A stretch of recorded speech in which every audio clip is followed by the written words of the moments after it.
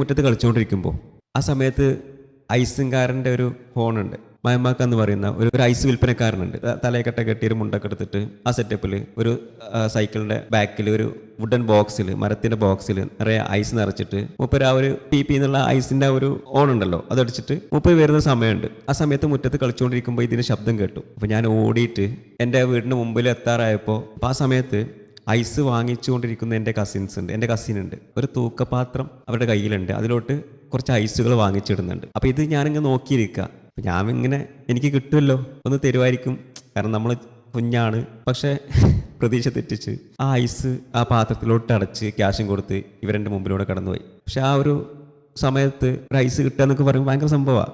എൻ്റെ മുമ്പിലൂടെ കടന്നു പോയ എൻ്റെ കസിൻ്റെ വീട് ലക്ഷ്യമാക്കിയിട്ട് ഞാൻ അങ്ങോട്ട് നടന്നു. അവർ കുറച്ച് പേര് വീടിൻ്റെ അകത്ത് നിന്നിട്ട് ഈ ഐസ് ഇങ്ങനെ കഴിക്കുന്ന ഞാൻ ഈ വിൻഡോയിലൂടെ, ഈ ജനവാതിലൂടെ ഞാൻ പുറത്തുനിന്ന് ഇങ്ങനെ നോക്കി കാണുകയാണ്. അപ്പോൾ അതിങ്ങനെ കാണുമ്പോൾ ഭയങ്കര ഒരു കിട്ടിയിരുന്നെങ്കിൽ എന്നൊക്കെ കൊതിച്ചു പോയി. അപ്പോൾ അതിൽ കഴിച്ചുകൊണ്ടിരിക്കുന്ന ഒരാൾ ആ ഐസ് കഴിച്ചു കഴിഞ്ഞാൽ സ്റ്റിക്ക് ഉണ്ടാവുമല്ലോ, ജനവാതിലൂടെ പുറത്തോട്ട് പറഞ്ഞു. ഞാൻ ഓടിയിട്ട് ഞാൻ എന്ത് ചെയ്തു, ആ സ്റ്റിക്ക് എടുത്തു. അതിന് കുറച്ചുണ്ട്. അപ്പോൾ ഞാൻ ആ സ്റ്റിക്ക് എടുക്കുമ്പോൾ ഞാൻ രണ്ട് ഭാഗത്തേക്കും ഞാൻ എന്നെ ആരെങ്കിലും ശ്രദ്ധിക്കുന്നുണ്ടോ എന്ന് ഞാൻ നോക്കുന്നുണ്ട്. പക്ഷേ എനിക്ക് അതിൻ്റെ ആ ഒരു കൊതി കൊണ്ട് ഞാൻ ആ സ്റ്റിക്ക് എടുത്തിട്ട് ഞാൻ വായിലിട്ട് നുണഞ്ഞു. എൻ്റെ നാക്കിൽ വെച്ചു. ഭയങ്കര ടേസ്റ്റായിരുന്നു. ആ ഒരു കൊതി, ഒരു ഐസ് തിന്നാനുള്ളൊരു കൊതി, അന്നത്തെ കാലഘട്ടം അതായിരുന്നു. അപ്പം ഞാൻ ഈ ഒരു സ്റ്റോറി ഇവിടെ പറയാൻ കാരണം, ഇതെൻ്റെ ലൈഫിലെ സ്റ്റോറി ആട്ടോ. നിങ്ങളുടെ ചുറ്റിലൊക്കെ ഇതുപോലെ ഇന്നുണ്ടാവുമല്ലോ അനാഥരായിട്ടുള്ള മക്കളുണ്ടെങ്കിൽ ചെയ്യരുത്. അത്രത്തോളം വിഷമം ഉണ്ടാക്കുന്ന കാര്യമാണ്.